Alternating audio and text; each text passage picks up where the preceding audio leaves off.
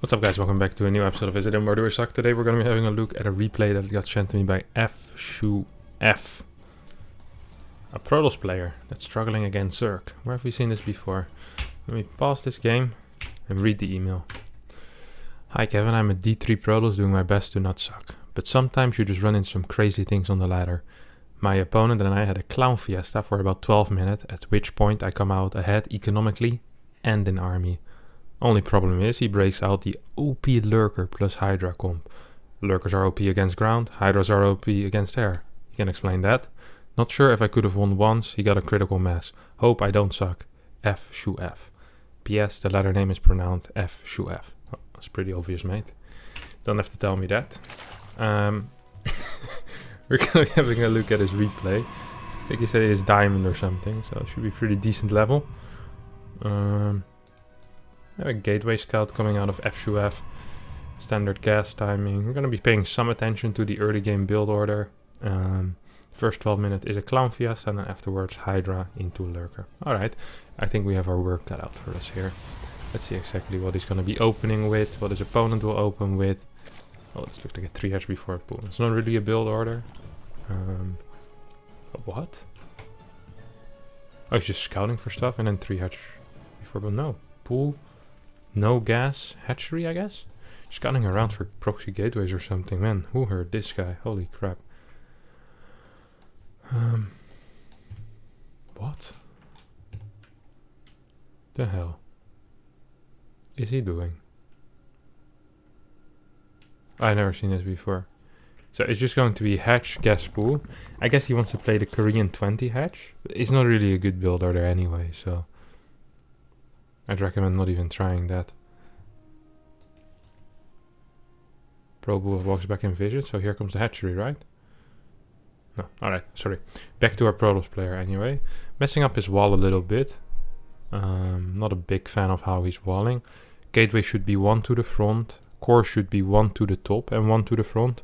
In that case you can re-wall with a gateway behind it. In a very, very easy way. Now it's going to be a little bit harder. I don't think you can gateway wall this. This might just be a pylon wall.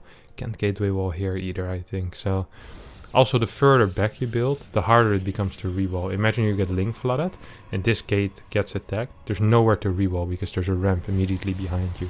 That's why you always want to wall as far forward as possible without it becoming silly. Okay, Stalker, second gateway, by the way, is not a good build order. Never want to be getting second gateway. He's floating too much chrono boost, which means he hasn't been using it. You always get tech before second gateway in this matchup. Always, always, always. Every single game. What? His first unit is 30 seconds late for some reason. I'm not sure why. First unit should pop at around 2:33, but his first unit pops at what? 3 minutes. That's 30 seconds late. That's not a lot of timing, but yeah, barely made that because you're 30 seconds late. It's not the way it's supposed to be. Still no chrono boost being used, no tech being built. What is this? 2 adapts. Yeah, these guys talk with each other like they're friends. Insane. Yeah, if you're gonna be playing a glaive adept build, at least do a proper glaive adept build. This is absolutely insane. I've never seen something like this. I don't understand this build at all. Third gas going down now. Chrono boost is being used. There's still 133. No probes being built. Yeah, I've never honestly seen a build order like this.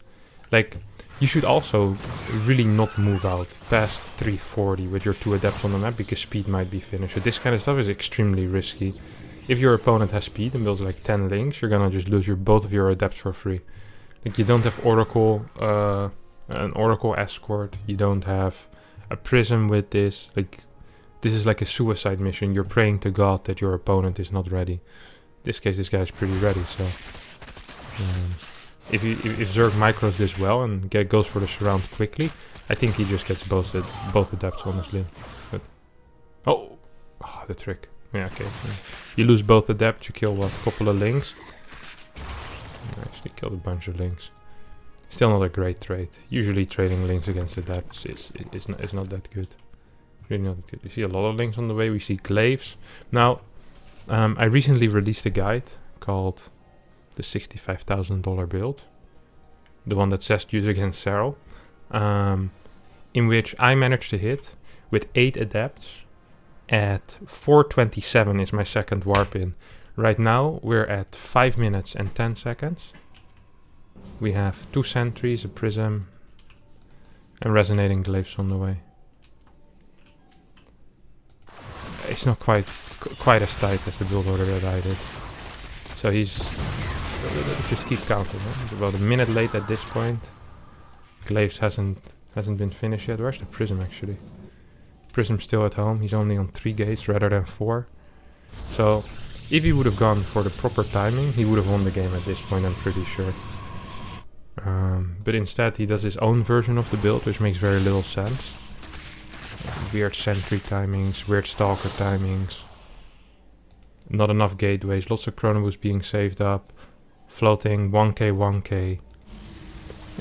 The problem really is that he's not playing a real build order. His opponent is not playing a real build order. And you're kind of gonna feel that. What the hell is this? Triple Evo? While nidusing. Alright. Nice. I'm glad to see this happens in Diamond. So we have 27 workers on the natural. No attempt even to take a third base. No extra warp beams being used. Not full vision in the main base. Hasn't scouted with the hallucinations yet. So the only info he has so far is that there's creep here. He doesn't even know if there's a third base. I mean, it's just so far the scouting, the build order, the initial execution, the macro, and the map vision has been pretty poor from FshoeF, honestly. I have not been a fan of anything really this game so far. We see a casual 1k 1k float. Prism still hasn't really done anything or contributed to anything. And Iodis does go down now. Does get spotted, should just be able to get targeted down. I mean, there's a lot of units, right? Yeah, okay. It's gonna die.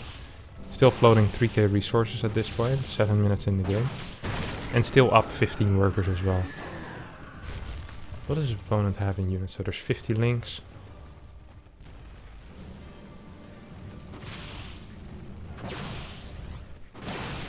And 3 queens. Immortal starts, charge. No Templar archives yet, no extra gateways. No chrono boost on Forge. Hasn't chrono boosted anything in a while. I can't believe this isn't... He said Diamond 3, right? Yeah, he did say Diamond 3. Alright. Well, that's interesting.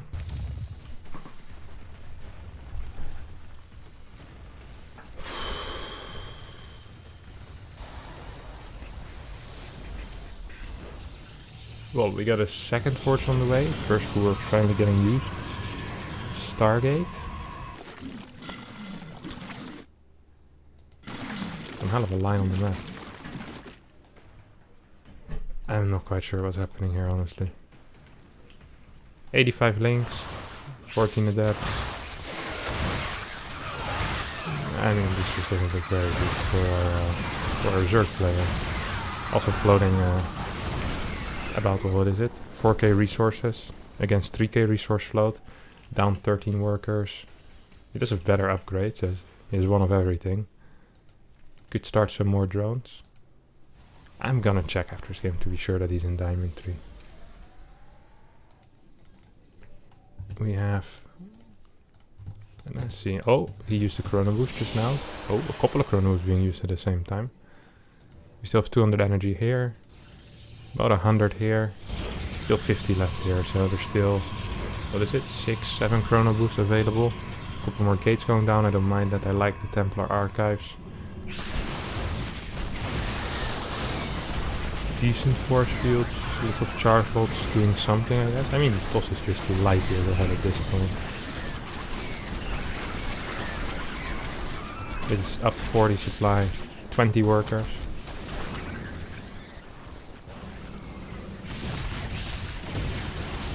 seems kind of difficult for him to lose this game, honestly. He's literally double supply at this point. How many larvae is there? 12.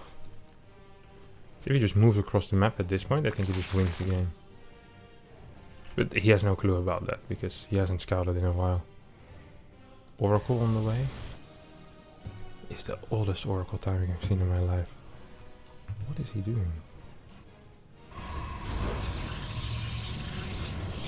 More gateway. Oh, he's spending his money. Something, I guess. How many gates do we have? We have 9 already. Gets 3 more. It's not that bad on 3 base, but problem is his... What? Ah, okay. His main base doesn't have any probes anymore. They're on the natural and at the third. Talking about oversaturation. 2 bases with 30 plus workers. No gas is being taken, nothing in the main.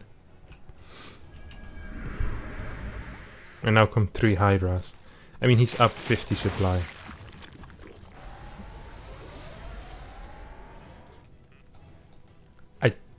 Two 2/2 upgrades on the way for the Hydra player, who is gonna be going into Hydra Lurker, I assume, from this point on. Hatchery being built. 15 more Hydras on the way.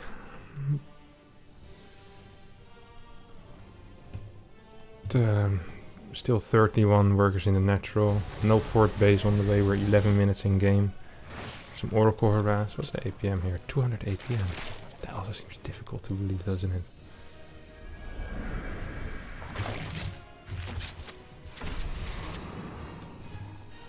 He gets a revelation up with the 10-minute oracles.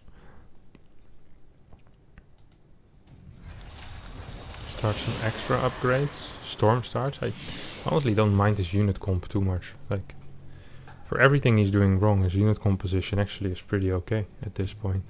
Didn't like the Glaive Adept opener very much, but and this is fine. I don't like double forge too much, but I mean, with the amount of money he's floating, might as well, right? He's building a lot of workers. Lots of workers, lots of pylons. Like, there's one advice he took to heart, is that he never stops building workers. 82 workers on 3 base. Completely oversaturated on the 3rd. Like, more than double. It's good. Here, double as well. The main is normal. Storm +2. Shield upgrades. I like that he's getting some immortals as well. Has he scouted recently? No, still not aware that there is actually a lair. In his mind he could still be playing against hatchery tech in theory. Except that he can see that it's 2/2 upgrades. Now we have a little bit of a fight. There is no storm yet, there's a bunch of Templar. You want to be pulling back until you get storm finished. They just storm this. Your storm is done now, you storm this, and you just kind of win the game. I mean, if you fight without your storm against a unit that actually just dies against storm, you usually know that. So storms come in a little late, basically after he loses his entire army. And he's farming units a little bit there as well. No warp in, even though he's floating 2k. Firestorm once again. Not a great fight by him, but he's still ahead, because he's just ahead. He's still up 20 workers. Probably should transfer a couple of workers here. Probably should get a 5th base at this point. I mean, if you have 83 workers and your natural and main are practically mined out, might be a wise decision. Now we have 2.1k minerals, 1.1k gas. There's an observer here telling us everything we need to know. No map vision whatsoever, except for this area. There's no prisms, no run-bys being set up, just one army, one dream, and 302 APM being spent on warping in Templar. In this kind of case, actually no, this was fine. Sometimes after a fight with a lot of storm, it's better to keep the new Templar you warp in alive and use the empty Templar that just stormed to morph them into Archons. So, get more energy quickly. Dark Shrine on the way, 4 more gates. I like the 4 more gates. He realizes, hey, my macro isn't that great. Let me just go up to as many gates, as high as I can count, basically. And I kind of like that. It's like knowing your weaknesses and kind of playing to them. A couple of links. Might end up falling. No, yes, they will. Another Ling run by, so there's no unit in here, there's no static defense in either the main or the natural. Luckily there's 4 stalkers patrolling the main base in case a Nidus ever shows up again. These guys have been there from the start. We still haven't seen a single aggressive move by FshoeF. He isn't transitioning into air either, which you'd usually assume if you are not planning on doing any aggressive move. Now, army consists slightly too many zealots, but I mean it's still okay. You can just run by like 10 zealots over here, then attack this base, and most of the time you're gonna be fine. There's no prism, there is an observer with 29 lurkers.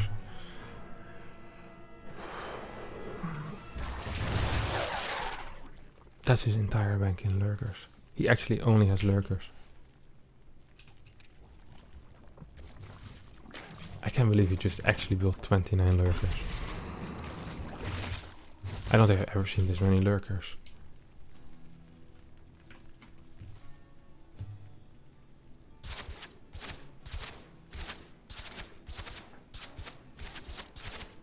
I like the salad run by, this is good. There's a couple of spines here, but that shouldn't matter too much.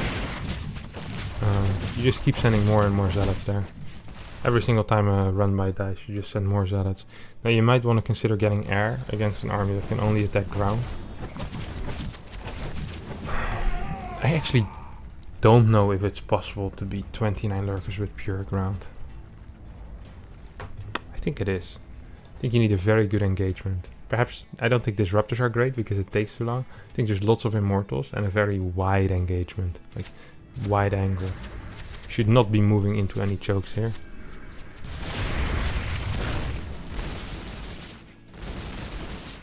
Another reaction, no? Now, if you feel like you can't hold a lurker attack, what you can do is you can just kind of go for a base trade with zealots. So what you do is, you have 22 zealots at this point. You send them all to this base, either forcing him to go back home. It is also fine. I mean, this part of the army is not very well protected, so you can just take it out with zealots. And you can warp in a new round of zealots as you have about 50 free supply and you have 5k in the bank. A couple of decent storms could land here. No storms being used. I would not continue engaging into this. It's fine to take off, to like shave off lurkers from this side, but he just keeps moving forward again and again, which isn't really the way, so to say. Oh, moves everything in our line as well. This is painful. So it has 5k in the bank though. But yeah, what I said was, usually if you can't engage into it, you send all your zealots around, and you zone out your opponent's army with storms and immortals. But you have a nice little range, so every time you move forward, you pick up a couple of units. It's actually also a good engagement here, but I think zealots are just a little too weak against the Hydra lurker count. There is a couple of Hydras. We'll manage to clean this up. No links are flooding in, and of course they have +2 upgrades from earlier as well.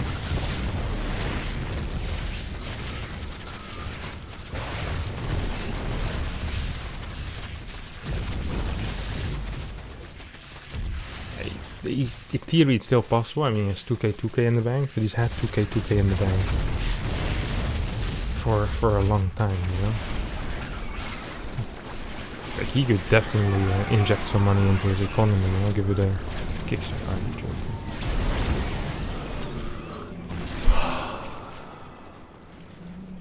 One more time. One more time. Let's do it in slow motion.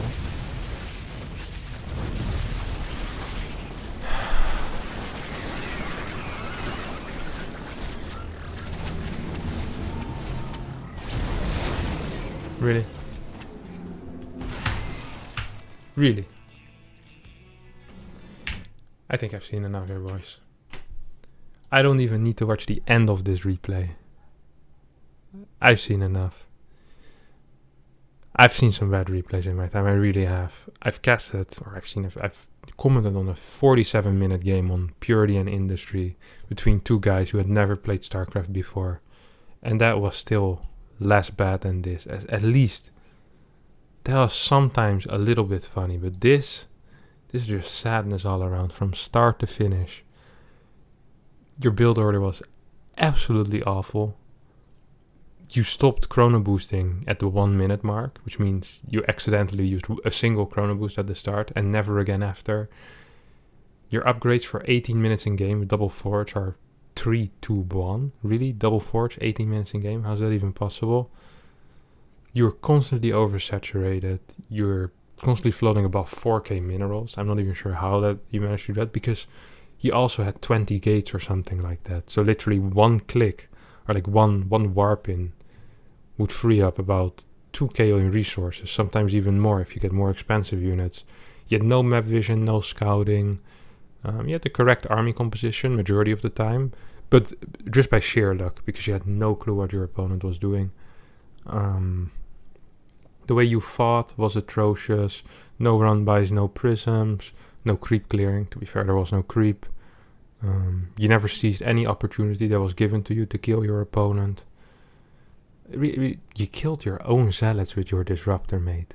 6 of them. It's difficult to do that as well. Like, I don't think I'd be able to kill 6 of my own zealots in one go, you know? You really need to try hard to select everything in one group and then click them on the same spot. And you managed to do it. Really, really, this was absolutely atrocious. It was sad. It made me worse. It made me said I'm just gonna go back to sleep. Right now it's 8:35 a.m. and my day has already ended. I don't want to finish this day anymore. We're gonna try again tomorrow. Hopefully tomorrow will be a better start than whatever this was that you sent to me. FshoeF, you suck. And you suck extremely hard. You've ruined my day. You ruined a lot of people's day. Diamond 3?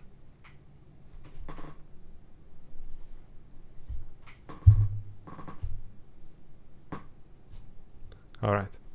That's it for today. I hope you did enjoy this video. Even though FshoeF tried his best to ruin it. Thanks all for watching. Much appreciated. Don't forget to subscribe to my channel. I also have a second channel down in the description below, where I post videos every day. And I smash like. It helps me. Smash like. That's nice. Alright. See you next time. Bye bye.